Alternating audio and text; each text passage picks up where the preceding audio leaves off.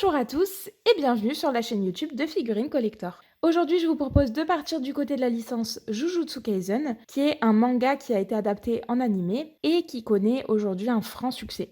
Pour ce faire, je voulais vous montrer ces deux nouvelles sorties chez Pop-Up Parade, donc dans la marque Good Smile Company, qui sont des figurines en PVC. Et il s'agit donc de Gojo à gauche et de Geto à droite, dans leur version Hidden Inventory ou Premature Death, qui sont les deux parties de l'arc du passé de Gojo, qui illustrent un moment clé de Jujutsu Kaisen où on découvre leur passé commun. Ça va nous offrir pas mal de contexte et d'explications sur leur développement et sur pourquoi leurs chemins se sont séparés pour choisir deux voies radicalement opposées. D'ailleurs, petit aparté, mais il y a un film qui compile ces deux parties qui a été annoncé et qui devrait sortir dans les salles japonaises le 30 mai prochain. Mais trêve de bavardage, je vous propose qu'on les déballe et qu'on les regarde de plus près. Comme d'habitude, chez Pop-Up Parade et sur les figurines en PVC, vous avez les figurines qui sont conditionnées comme suit dans la boîte. Donc, hop, on vient d'éclipser le petit emballage en PVC.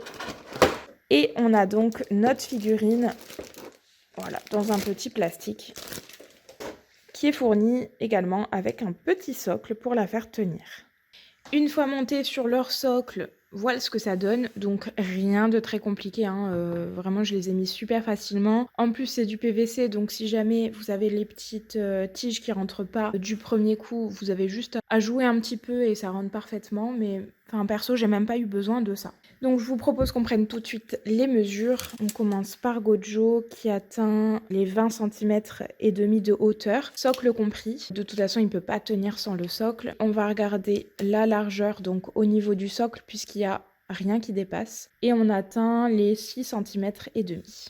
Au niveau de Geto, il a l'air un petit peu plus petit. Effectivement, il est plus petit d'1 centimètre. On atteint les 19 cm et demi. Mais ça, j'ai l'impression que ça va être rattrapé par la largeur puisqu'il est plus large que Gojo. On va prendre la largeur au niveau du pantalon et on atteint les 7 cm et demi. Donc c'est ça, en fait, vous perdez 1 cm de hauteur, mais par contre, vous en gagnez un au niveau de la largeur. Voilà nos deux personnages en termes de mensuration et on va les regarder tout de suite plus en détail.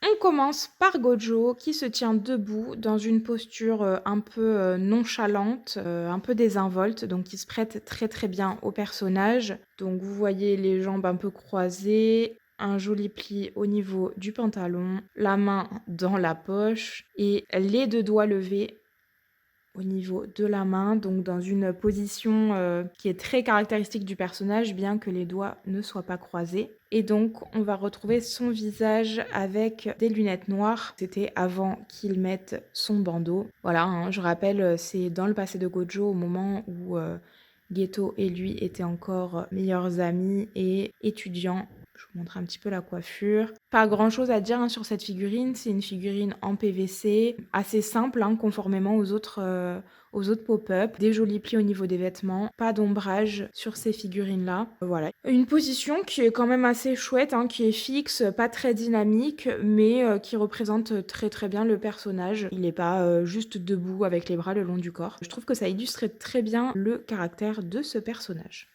Geto, quant à lui, il est dans une position un petit peu plus de défi, on va dire, avec la main levée qui semble appeler au combat, invité au combat. On va avoir un pantalon qui est beaucoup plus bouffant que celui de Gojo, toujours évidemment pantalon noir, avec un bon mouvement au niveau du tissu. Au niveau du haut, c'est le même, avec le petit bouton doré, la main dans la poche.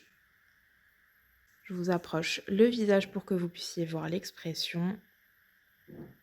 Et les cheveux qui sont rassemblés en chignon.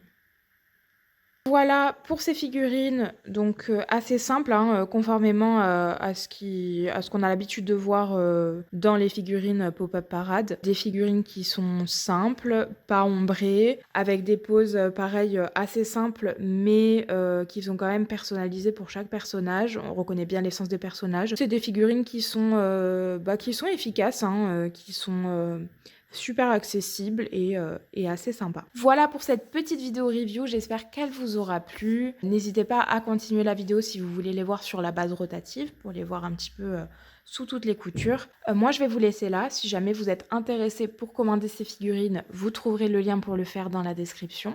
N'hésitez pas à vous abonner à notre chaîne YouTube, à activer la petite cloche pour ne rien manquer de nos prochaines sorties vidéo. Et puis surtout, nous laisser un petit commentaire ou un petit like, ça nous fait toujours plaisir. Moi, je vous dis à la prochaine et passez une très bonne soirée.